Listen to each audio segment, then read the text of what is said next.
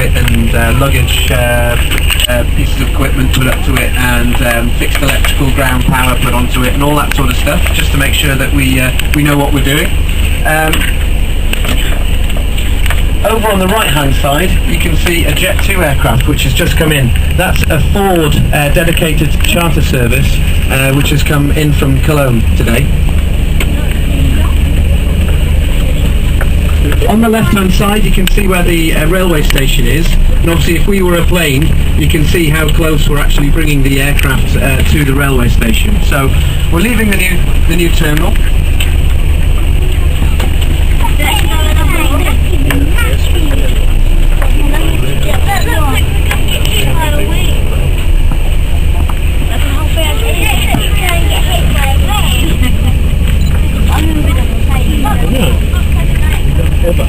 So ahead of us, ladies and gents, you can see our new radar tower.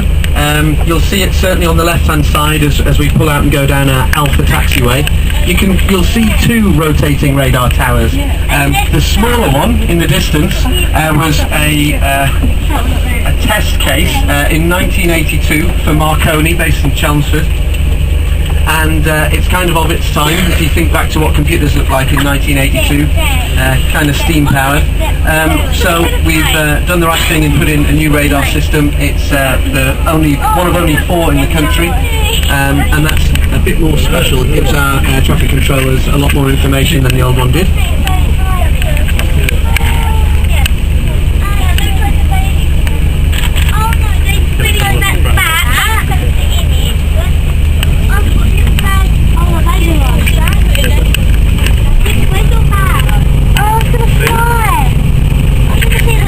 So not only were you some of the first people to go around our new terminal, but also some of the first people to go down our new taxiway. So you'll see we're going to go through some bollards here.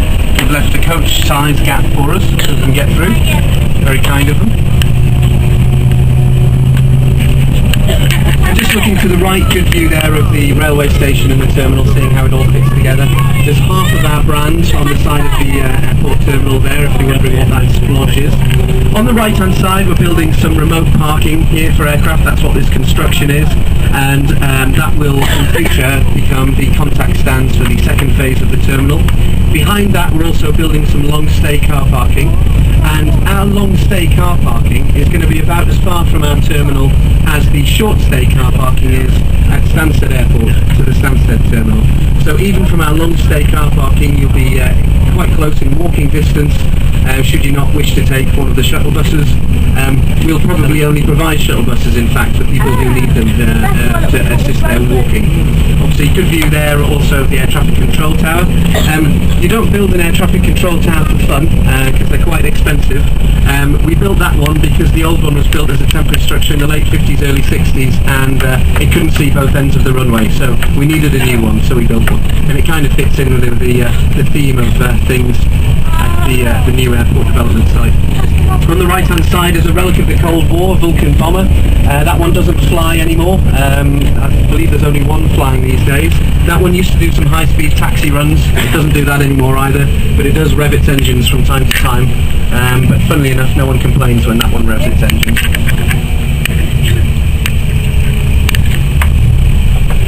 The question is, on the other side of our railway station, there is a field. It's in Rochford Greenbelt land. We used that as a plant store for the plant machinery as things were being built as a construction site. We have to make that good, back to Greenbelt, and we'll work with Rochford Council on what it should become in the future. And there's a few ideas which have been banded, things like a public transport interchange and that sort of thing, but that's way off yet. The runway. You can see up on the left hand side behind the windsock there is a Piper Cherokee, I believe, a little 4-seater single engine plane. He's about to take off, so he's got priority on the runway, so he's going to go on before us.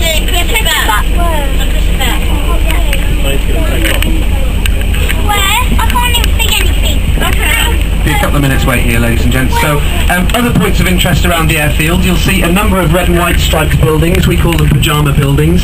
Any red and white striped building is a navigational aid hut. So for those of you who are interested, it's things like NDBs, non-directional beacons, DMEs, distance measuring equipment, ILS, instrument landing systems. We'll see a number of those as we go around. We've upgraded pretty much every navigational aid on the airfield as part of the development works to make it ready for EasyJet and Air Arran operations.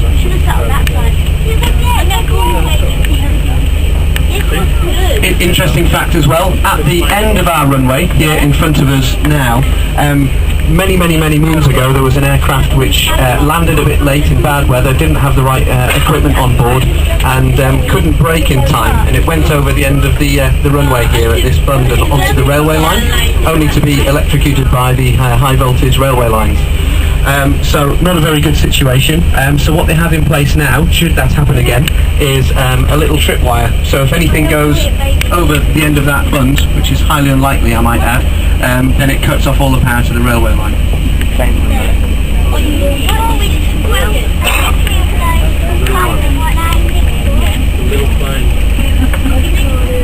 It's going to set off in a minute, ain't it? It's better not. You turn around to go that way. It's not setting off.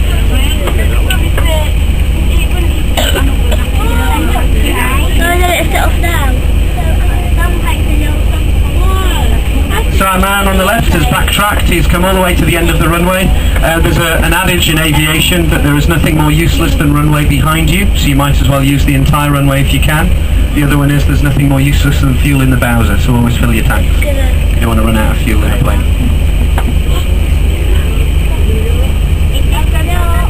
So once he's lifted, we should get access to the runway. Here we go. Where? He's gone. He's gone. Back to the up here.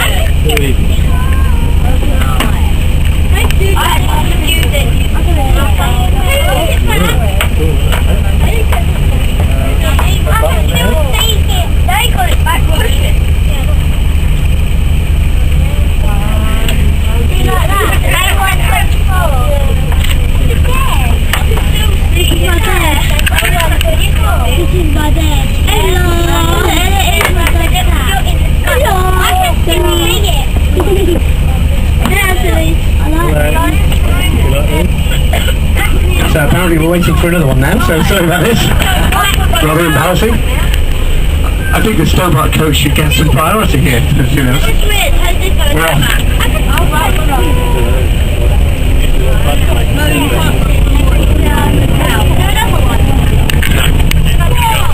This is where Craig, our driver, gets excited because it's the best motorway he's ever driven on. Okay, so on your right hand side you can see some orange aerials. That's part of the new instrument landing system for landing on the runway.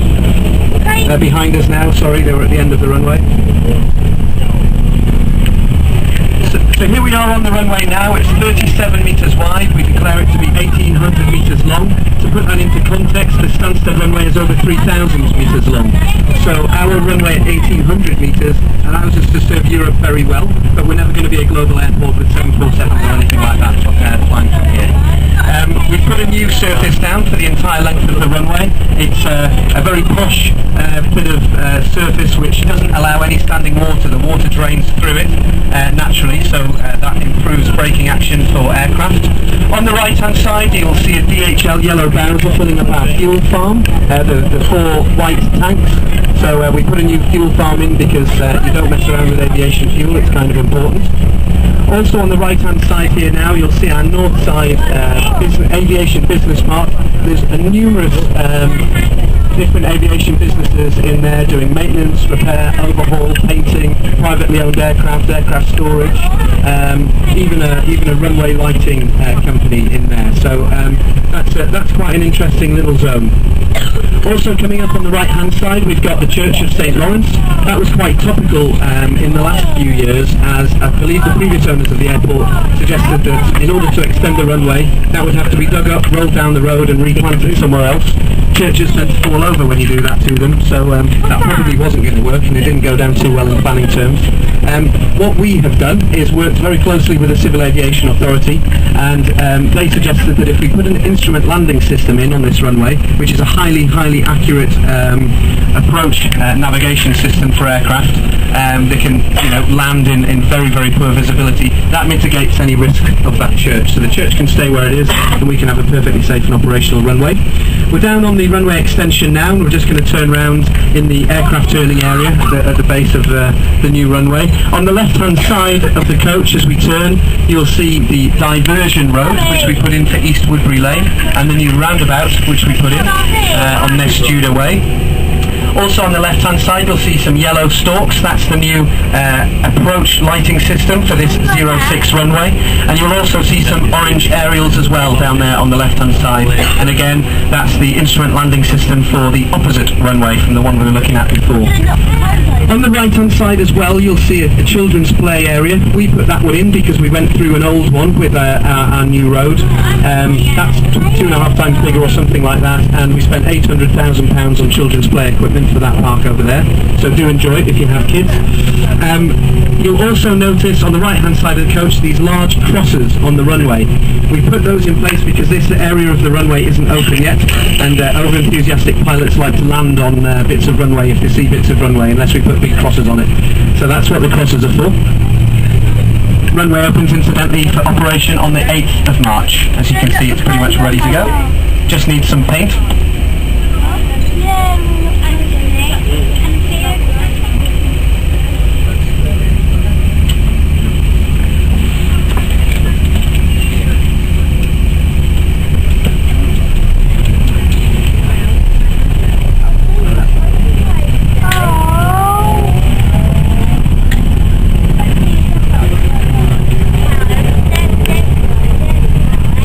So looking right and left about now, you can see the old East Woodbury Lane. You can just about see where the back of the van is on the right hand side there. So obviously the runway is well over that now.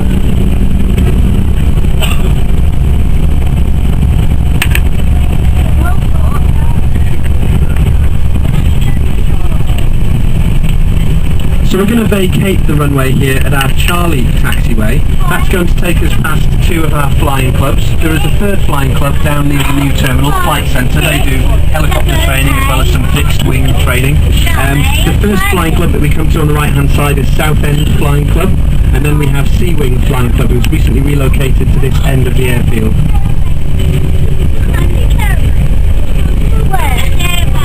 The flying clubs have a place here despite the development, as long as they want to be here. So taxiing out in front of us down our Bravo taxiway, you'll see the Jet2.com plane, which has just brought the Ford Charter in. That's nice to see. Might see that one take off as well. On the right hand side now then, you'll start to see ATC Lasham. They're by far our largest tenant. They do maintenance, repair and overhaul of anything up to 250-seater narrow-bodied planes. As you can see, we've got quite a number of them in at the moment. There's aircraft here from Africa, Scandinavia, and even another Jet2.com plane down from Leeds Bradford, their HQ. On the left-hand side you'll see a number of aircraft which are stored. They are the tenants of In-Flight, who are one of our Northside Business Park tenants, and they do maintenance, repair and overhaul of those types of aircraft, up to 100 seats. Going past our old Marconi radar here then, that one is soon to become redundant, and the larger one further down that you can see, that one is soon to become the one in use. On the right hand side then you can see our fire section and some of our snow clearing equipment. The fire tenders aren't out today, but they're rather larger than the domestic ones you see running up and down the roads. They're a bit too big to run up and down the roads. They're that big because they need to get to any point within the airfield within a certain number of minutes, a very low number of minutes, and dispatch a frightening amount of media, as they call it. We call it water or foam. onto any aircraft incident which may occur. Then we have Viscount House, the brown building. That's got significant kudos here as part of the airport's history when it was a very busy airport, the third busiest in the UK. We had people driving their cars through that building and up onto car bears and flying across to Ostend with their car, so they could drive their car through Europe. And famously, James Bond drove through that, Sean Connery himself in the film Goldfinger. I believe Southend Airport shows up on his sat-nav. He had sat-nav before me, certainly. On the right-hand side then, you've also got our old terminal, London Southend Airport, written across the front. When we open the new terminal, that one must close as a passenger airport terminal, so we're not allowed to have two terminals at once. We can never be Gatwick. But what it will lend itself to is perhaps business jet operations. Then we've got our old air traffic control tower, again in brown. You can see why that one needed replacing. And then behind that, in the construction site, you can see is our new £10 million Holiday Inn 4-star hotel, which will open on the 16th of July this year, 11 days before the Olympics opening ceremony. That's not an accident. Please ignore the square, horrible building. That's probably where I'll be. And then we come back to our new airport terminal. So we're going to go through the arrivals process when we get off the aircraft. A couple of things to know. Once we get through, there's, I implore you to just get a feel for how long it's actually going to take to come through this airport. And imagine you've got carry-on baggage only. I hope you're impressed. The only barrier we're going to put in your way today is there's a few of our staff waiting on the other side. They'd be very interested to hear your thoughts on the tour today, the airport generally, and any routes that you might like to see from here in the future. So if you could spare them just a couple of minutes and fill in that with them, we'd be ever so grateful for that. Somebody's plonked some aircraft steps in our way, so I think we might have a slight delay on that as well before we can disembark. Oh, he's broken the steps apparently. Shh, don't tell anyone. Okay, thanks for listening ladies and gents. Let's go through arrivals and I'll see you in the cafe at the other end. Cheers.